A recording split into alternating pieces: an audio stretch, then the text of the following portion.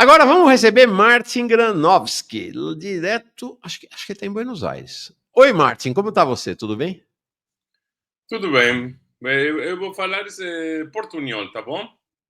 Tá, perfeito. Vamos entender Portunhol é tudo. autorizado neste É a lugar? língua universal dos nós portugueses com vocês de origem hispânica por aí. Vamos, a gente se entende assim. Muito bem-vindo. Você está falando com a gente de Buenos Aires, Martin? Como? Você está falando com a gente de Buenos Aires? Sí, estou falando de Ah, Buenos Aires. Estou neste momento em Buenos Aires. Martin é um muito experiente jornalista argentino. Aviso logo, para quem não gostar, sai de esquerda. De esquerda, né? E tem um papel muito importante na luta dos trabalhadores e do povo argentino ao longo dos anos, há muitos anos, e agora na resistência ao governo Milei.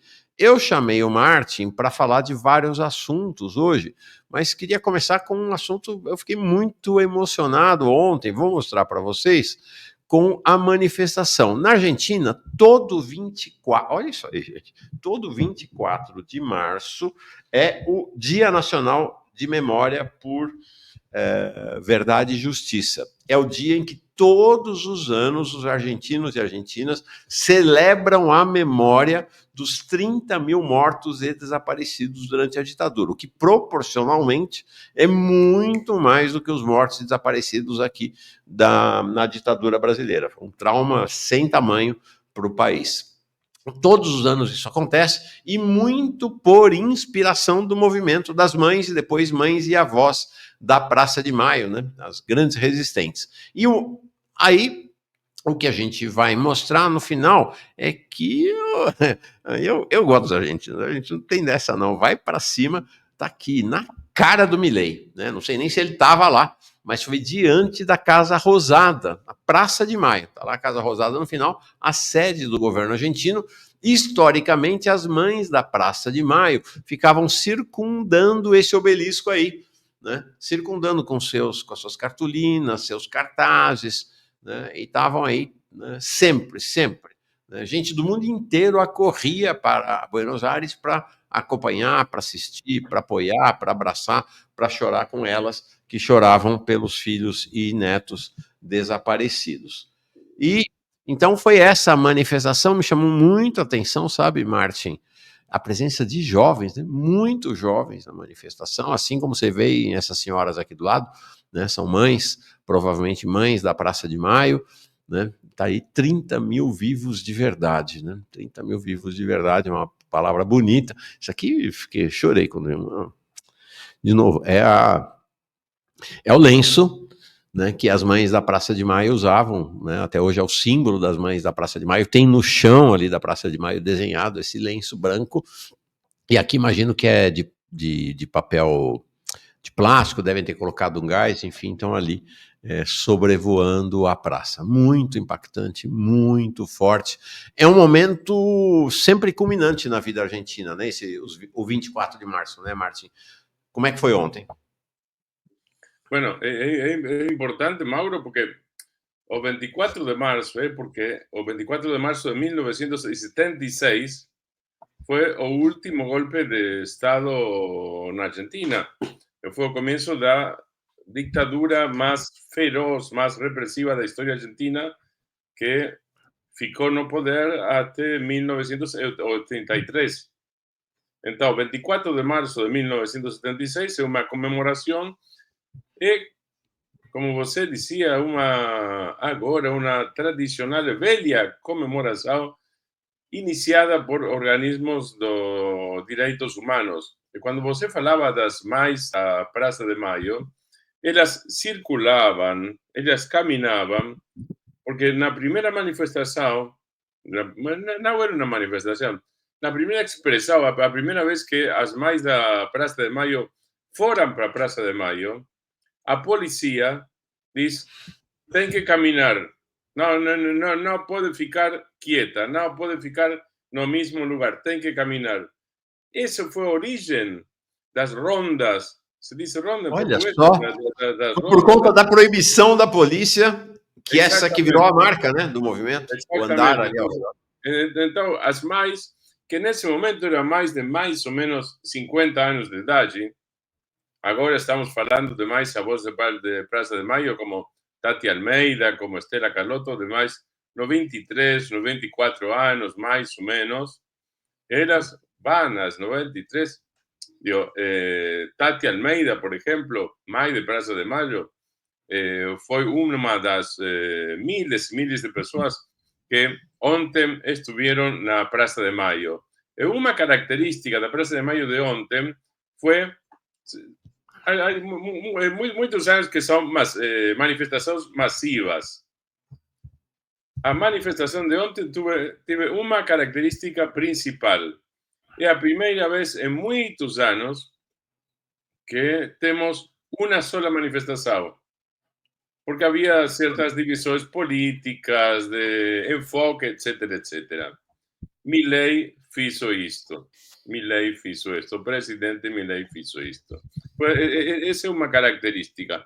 A segunda característica é que você observou, não é a primeira vez que tem presença de pessoas jovens, porque uma manifestação massiva sem jovens não existe. Demograficamente, estadisticamente não existe. Mas ontem foi muito notória a presença da juventude em geral, não somente política, universitária, obreira, trabalhadora, a veces con organizaciones, con pancartas, con banderas, otras veces sola, autoconvocados, decimos en Argentina. Y al mismo tiempo, el 24 de marzo tiene una característica, fue adquiriendo con los años una característica que una manifestación también familiar. Familias enteras van a manifestación del 24 de marzo en recuerdo, o para recordar a los desaparecidos, o para recordar la ferocidad del terrorismo de Estado en Argentina, o para expresar protesta, o para expresar esperanza. Digo, que cada uno tiene uno de estos sentimientos políticos y humanos, o todos juntos, o todos juntos. Una otra cosa fue que, característica de ontem, es que a policía no hizo a salvaje represión dos otros días. ¿Por qué? Porque es imposible reprimir con tanta gente. Es imposible contar exactamente cuántas personas fueron ontem, mas es de una masividad impresionante, impresionante, impresionante. Incluso los medios de comunicación, grandes medios de comunicación, simpatizantes del gobierno do ultraderechista Javier Milei, debieron informar sobre la masividad de manifestación. La característica informativa fue la masividad de la manifestación, con un documento final muy duro y muy preciso contra el gobierno de Milei, contra las políticas públicas de violación del Estado de Derecho y contra las políticas públicas de pobreza, de caída de la actividad económica y especialmente de un tema que cada vez más importante en Argentina, que es la reducción del ingreso real dos aposentados. O tema dos aposentados na Argentina é cada vez mais importante como realidade, não, eu diria como símbolo, mas não é um símbolo, porque é uma realidade, não é uma invenção política de uma bandeira, é uma realidade. Mas é uma realidade que, segundo aparece nas sondagens, inclusive as pessoas que tienen cierta o tienen directamente simpatía con el presidente Milei, son críticas de política hacia los política para los aposentados, que es una política de cercenamiento de recorte de ingresos reales en el último año y bueno, Milei asumió el 10 de diciembre de 2023. La política permanente fue corte de ayuda social en general y especialmente un recorte feroz dos ingresos reais dos aposentados. Tudo isso, porque cada persona tem consignas gerais, mas neste tipo de manifestações, cada pessoa vai com su sentimiento, su consigna, su experiencia respecto do presidente Milei. Es una especie de enorme coro de protesta con una relación. No estamos en dictadura en Argentina, no es una dictadura. Milei fue votado democráticamente, mas al mismo tiempo tienen tendencias a criar un estado de excepción, un estado no puramente democrático. Manifestação de ontem foi também um alerta, Mauro. Sim.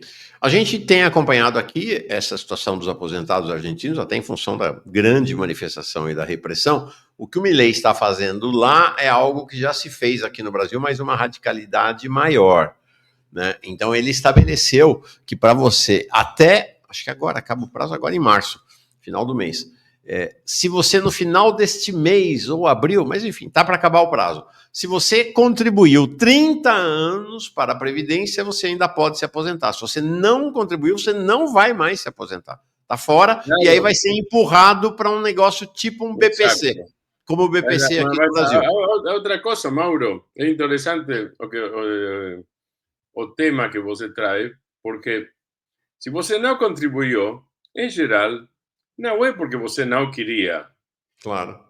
Es porque economía preta, se dice en portugués, economía informal. Economia informal. Economia informal, porque o patrão da economia informal não fez os aportes legais correspondientes. Não é que você tomou uma decisão que eu não vou aportar ao sistema de aposentamento. Não. Es pela culpa de la economía informal, que es un problema histórico de Argentina en crecimiento. No era. Justamente a sociedad argentina, Mauro, trocó en una sociedad distinta o comenzó a trocar en una sociedad distinta, obviamente peor, exactamente con las políticas de José Alfredo Martínez de Hoz, que fue el primer ministro de Economía de la dictadura que comenzó en 1976. Sim. En 1976, el patamar de pobreza en Argentina era 4%. 4%. O 1974, 75, era 4%. De ahí en adelante, los patamares de pobreza, de caída industrial, de desindustrialización, de concentración, mudaron violentamente en sentido literal, Sim. violentamente en sentido estadístico y violentamente porque ese fue el fenómeno dos desaparecidos. Hay un elemento a tener en cuenta. A mayoría o a primera minoría estadística de los desaparecidos eran delegados y dirigentes obreros y sindicales de las empresas. A primera minoría, cuando usted toma a lista de los desaparecidos, los 30.000 desaparecidos, o primer colectivo que aparece es el colectivo de delegados sindicales. Entonces, ese fue un golpe de Estado para cambiar la Argentina, para trocar la Argentina, para eliminar los sindicatos, para eliminar la capacidad de negociación sindical o alto nivel de afiliación sindical que tenía la Argentina, y ainda tem, mas no es la misma cosa, obviamente, pero a alto nivel, para cambiar mundos enteros. En términos paulistas, era para cambiar o ABC de Buenos Aires y alrededores. Mas no solamente para cambiar o sistema sindical dentro de la fábrica, mas para cambiar a forma de relacionamiento social, Sim. mundos enteros, bairros enteros, para cambiar los lazos de solidariedade. Este fue uno de los objetivos del golpe militar de 1976. Era peronismo nunca más, Aham. sindicatos nunca más, direitos sociales nunca más. O sonho ultraconservador e ultradireitista de cambiar a cabeça dos argentinos, especialmente da classe trabalhadora argentina. É muito relevante isso. Nossa. E essa coisa que você traz, que eu nunca tinha pensado nisso, né? Que é a vinculação do tema da aposentadoria com o tema da repressão política, né? Do tempo da ditadura. Muito interessante isso. Essa abordagem eu nunca tinha visto. Agora, Martin, eu vejo daqui, longe, Brasília, São Paulo estava até mais perto, Porto Alegre mais ainda, mas a uma certa distância, esse cenário de vocês aí. E a constatação que eu faço é que o primeiro ano do Milei foi um ano de perplexidade para a esquerda, para os sindicatos, para o movimento popular. Né? Inclusive aqui no Brasil a gente esperava, não, vão para cima, vão resistir, os argentinos são foda e tal. Não, foi um ano assim de desalento, né? De perplexidade, as pessoas sem entender o que estava acontecendo. Me parece que agora começa uma nova etapa. Nós tivemos uma sequência de 3 manifestações. Vou te dizer, não tivemos aqui no Brasil nada do tamanho que vocês tiveram aí na Argentina durante o governo Bolsonaro. Você teve primeiro a manifestação de fevereiro, foi dia 1 de fevereiro, que foi a manifestação contra aquela declaração homofóbica, lesbofóbica, LGBTfóbica do Milei lá no fórum de Davos. Davos, né? Milhares e milhares de pessoas.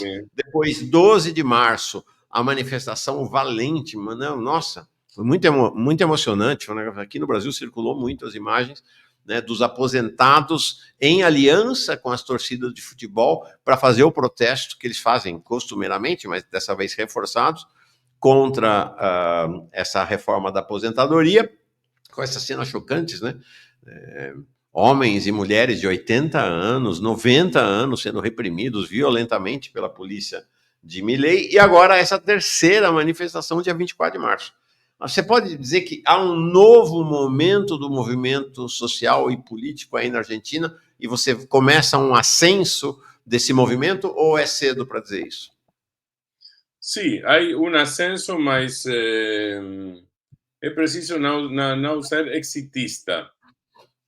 Porque hay un ascenso, pero al mismo tiempo hay una falta de alternativa política. Ok. Hay oposición, temos oposición. Mas oposición en geral no tiene en este momento un liderazgo fuerte, esa es una de las características políticas de Argentina. No tiene proyecto alternativo, o programático, o de dos o tres elementos de futuro. O que não tem oposição são elementos de futuro, elementos de esperança. Isso também é um dado político para não ser exitista. Então, ao mesmo tempo, você tem estas duas características. Uma característica é, ou mais de uma. Uma característica é exatamente a característica que você nombrou. Eu posso adicionar as manifestações universitárias do ano passado, que fueran impresionantes, millones y millones de universitarios y profesores en 2 manifestaciones. La primera fue en abril de 2024, la segunda fue en junio de 2024. Fueron muy importantes contra recorte de orçamento universitario, de orçamento universitario. Porque vocês falaban vocês estavam falando de déficit zero e de superávit. Sim. Bom, Milei diz textual, SIC, eu fiz o ajuste fiscal maior ajuste fiscal da história do mundo. Do mundo. Orgullosamente è una cosa che dice presidente Milei. Bom, isso hay que tener en cuenta. Isso tem cierta popularidade. Sim. Qual é a razão dessa popularidade? A popularidade coincide con outra consigna do Milei, que os políticos são todos ladrões. É uma casta. Sim. O político é uma pessoa que rouba você, que trabalha, etc, etc, etc. Eu vou solucionar. Eu vou solucionar. Eu não sou político, diz Milei, que é não, um presidente que não é político não existe, é um oxímoron, não é certo? Aham. Bueno. Não é um oxímoron, é impossível. A propaganda diz, eu não sou político, eu vou solucionar o vosso problema de cidadão comum, que é explotado pelos políticos. Então, ao mesmo tempo, você tem, Mauro, uma caída relativa da popularidade de Milei, mas um ascenso da protesta de sectores contra Milei, mas não tem ainda, espero que seja só ainda, não tem ainda uma articulação política disso. Não tem uma articulação política. Então, o fenômeno é um fenômeno difícil. Talvez, há Você tem termo que... insatisfação, mas essa insatisfação ainda não encontrou Sim, um mas... conduto político para se expressar. Exatamente. Mas há uma coisa muito importante.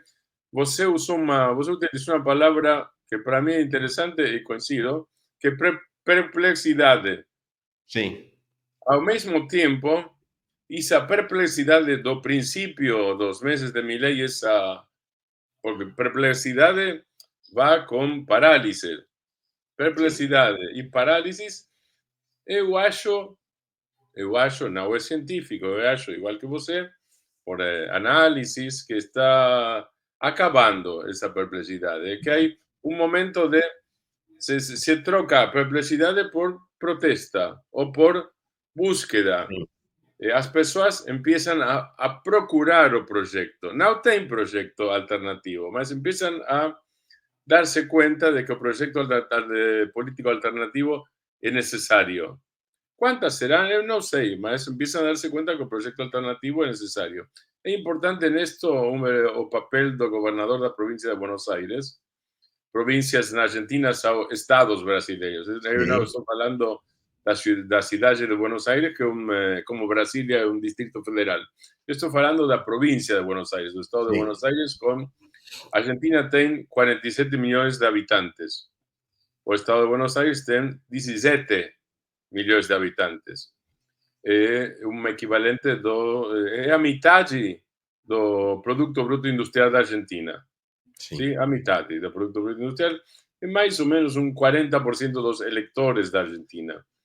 Algo, como diz, mutatis mutantes, algo como São Paulo, vamos dizer assim, sim, na relação. Sim, exato. Mas Brasil é mais equilibrado que a Argentina. A Argentina é mais desequilibrada. Isso é uma cabeça gigante, o estado de Buenos Aires. Bem.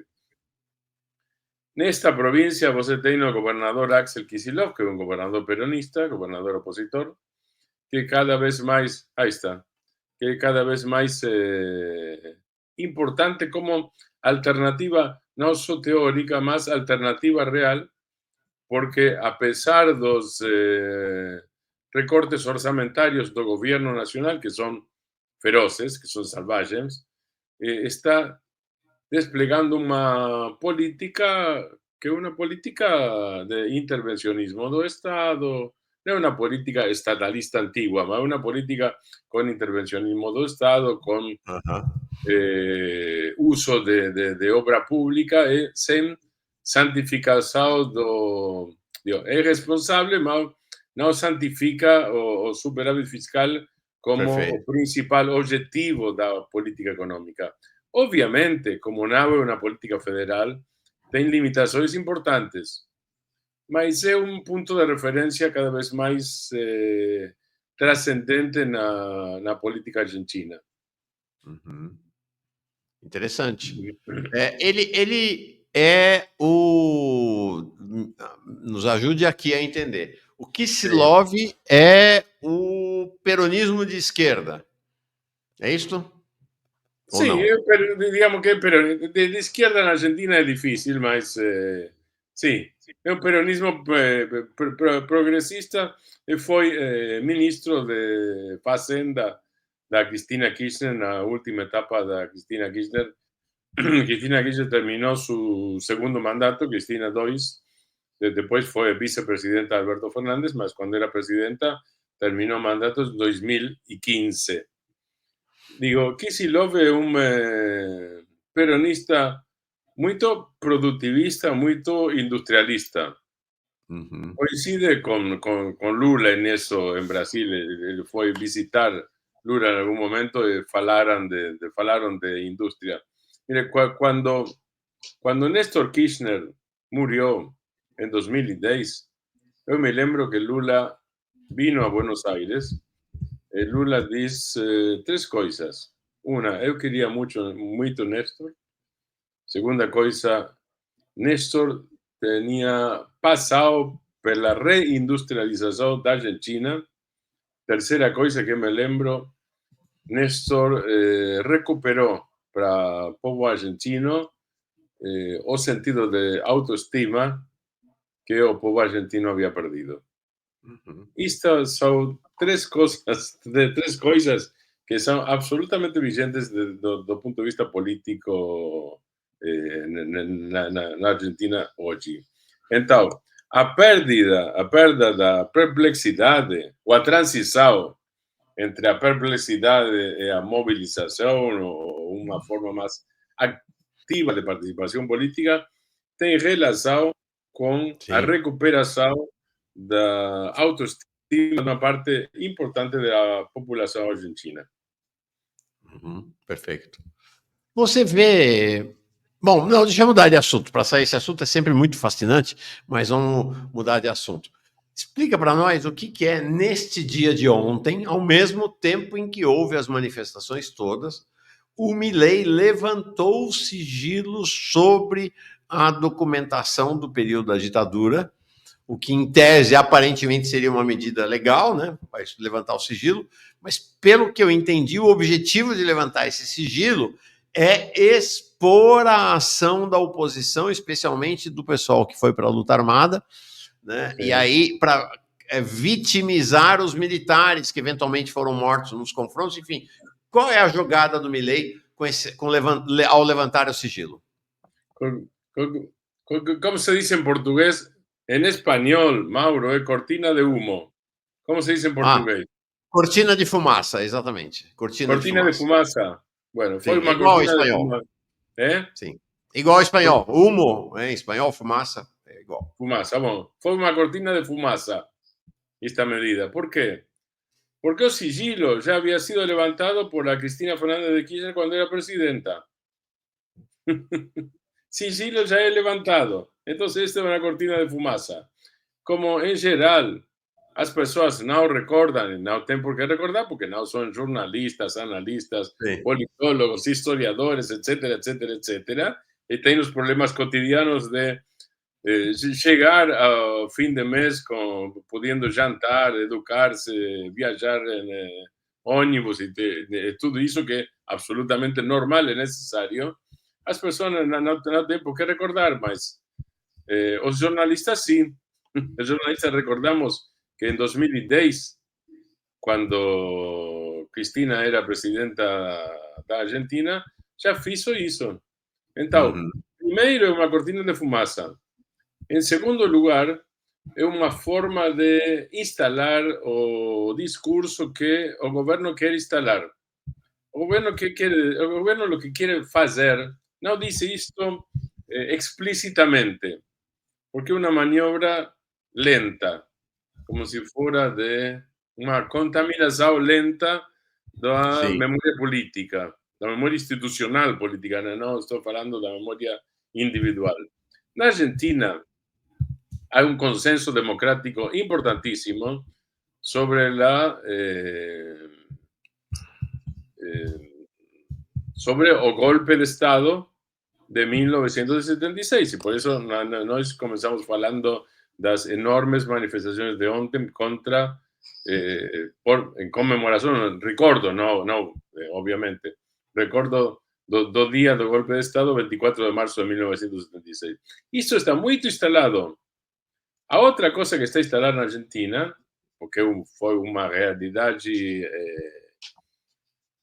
difícil de encontrar en otros países, incluindo Brasil, no estoy haciendo una... no estoy haciendo de argentino engreído, estoy solamente haciendo una descripción. Argentina, desde 1985, 2 anos depois da democracia, o mesmo ano que Brasil recuperava a sua democracia, un mes después, porque comenzó en abril de hace 40 años, 1975, Argentina comenzó el juicio civil contra los comandantes de la dictadura. Fueron condenados los principales comandantes. Caso casi único no mundo sin revolución, porque era una transición democrática al estilo brasileiro o latinoamericano en general. Después tivemos leis de impunidade. E depois os três poderes, a rama ejecutiva, o Congresso, o Judiciário, que cada uma a sua maneira, em 2003 a 2005, levantaram essas leis de impunidade e volvió a persecução penal legal dentro do Estado de Direito de criminosos responsáveis de crimes de lesa humanidade. Então, isso, a apresentação do Nunca Mais foi o livro, o informe da CONADEP, Comissão Nacional da Desaparição de Pessoas, em 1984. Foi uma comissão criada por então o presidente Raúl Alfonsín. Sim. E essa comissão de notáveis fez trabalho extraordinário de sistematização do terrorismo de Estado. Esta é a clave, Mauro, esta é a clave. Há consenso na Argentina que a pior cosa que ocurrió na história argentina foi o terrorismo de Estado. Por quê? Porque, obviamente, existiu terrorismo das organizações armadas ou ações guerrilheiras de organizações armadas. Isso existiu. Houve juízes para isso. Ao princípio, mas o golpe militar trocou julgamento pela desaparição, diretamente pela desaparição. Desaparição significa desaparição, tortura e assassinato. Em muitos casos, o assassinato era tirar as pessoas vivas dos aviões militares no Rio de la Plata. Isso foi o sistema argentino de desaparição de 30.000 pessoas, 30.000 desaparecidos. Então, isso é parte da tradição política argentina democrática, que é a importância do golpe de Estado, importância nefasta, negativa do golpe de Estado, pero consenso de que o golpe de Estado foi cambio. ¿Por qué un cambio? Porque antes o Estado reprimía y hubo ensayos de terrorismo de Estado, mas o golpe de Estado representó de 1976 en adelante a sistematización da represión, a industrialización da represión, como hicieron los nazis en Alemania, una represión organizada, industrializada, con logística, con, obviamente, participação importantíssima dos serviços de inteligência. Tudo isso é parte do bagagem mental, educativo, político da maioria da Argentina. Da maioria da Argentina, não minoria. Não somente organismos de direitos humanos, mais a voz de Praça de Maio, mas em geral. Inclusive, por lei, os maestros e professores estão obrigados a falar do golpe de Estado nas escolas. Não estão obrigados a falar, não é um regime totalitário. Não estão obrigados a ler uma espécie de doutrina escrita, não.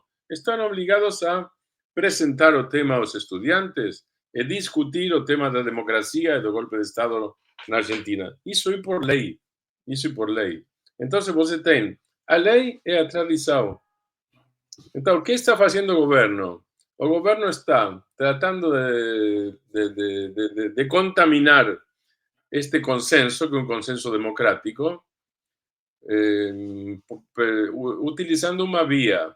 A vía é, ok, o golpe de Estado existiu, mas também existiram organizações armadas da guerrilha e cometeram atrocidades, coisa que é verdadeira, mas Ou seja, fica 0-0. 0-0.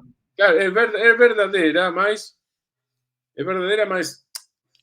a pior coisa da história é quando o Estado, que tem monopólio da força, faz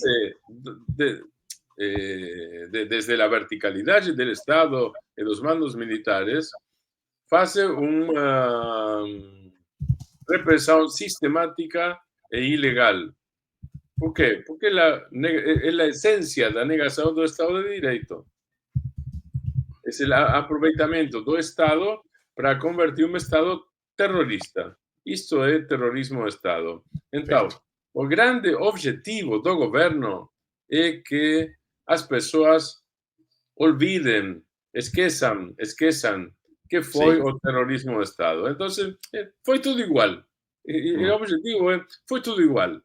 A Argentina é um desastre, foi tudo igual, e não é tudo igual. Sim. Não é tudo igual.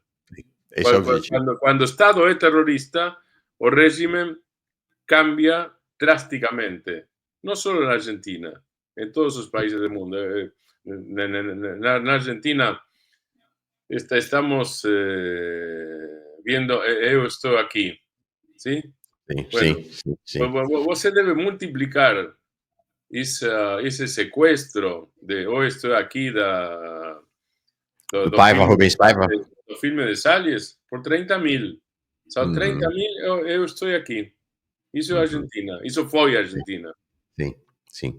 Não, é importante dizer, a própria ONU reconhece o direito à resistência, inclusive armada, dos povos contra regimes ditatoriais, como o regime argentino. Sim, vocês acham que a libertação das colônias africanas teria acontecido se não tivesse tido luta armada? Eu quero agregar algo. Na falsidade histórica do governo, o governo esquece que quando se produjo o golpe militar de 1976, não teníamos nenhuma organização armada com poder de fogo.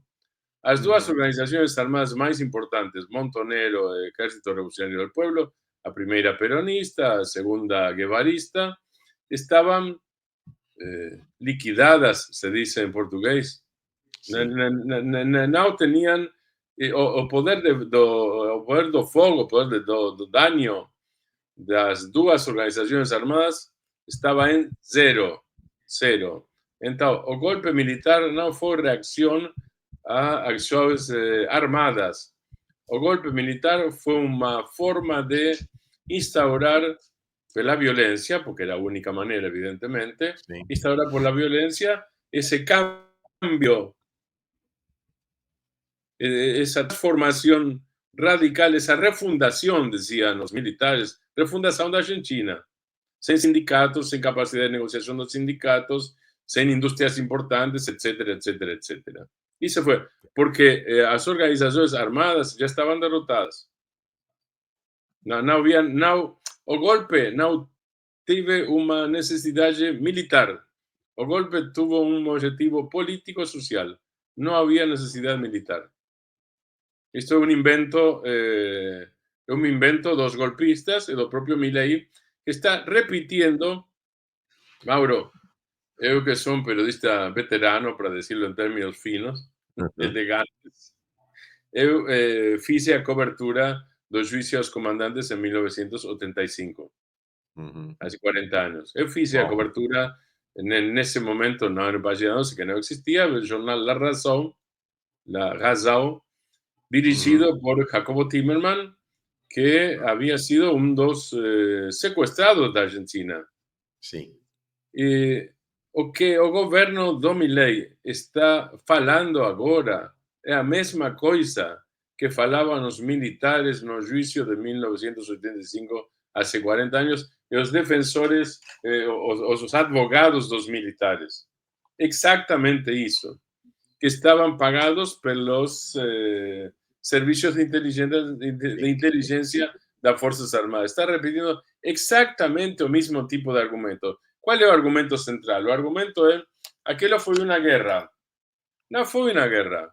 E não foi uma guerra, por isso que eu dije há um momento que as organizações armadas não tinham nesse momento, não tinham já poder de fogo. Então, guerra não. Como disse o fiscal Estracera, que foi fiscal o procurador do juízo, essa não foi uma guerra, foi uma caceria. Caceria se diz em português. Sim, Uma caça de animais. isso. Tá. Uma caça de animais. Não foi uma guerra. Uma caça. Uma A caça caça, selvagem. caça, isso. E uma caça selvagem. Selvagem. Não foi uma guerra. Esse era o argumento dos militares e dos advogados dos militares nesse momento. E o governo de Milei está falando Ressuscitando esse argumento. exatamente o mesmo argumento. Perfeito. 40 anos depois. Eles Perfeito. querem atrasar a história. Sim. É um disco riscado, como a gente Sim, dizia aqui no passado. sim.